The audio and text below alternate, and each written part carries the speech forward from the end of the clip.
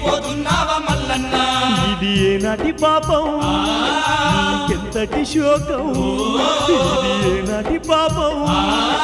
నీకెంతటి శోకం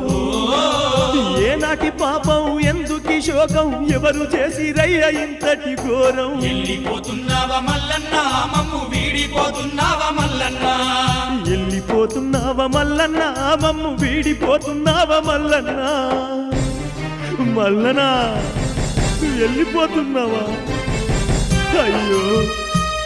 అయ్యో ఏమి చేయాలయ్యా మేము అయ్యో ఏమి చేయాలయ్యా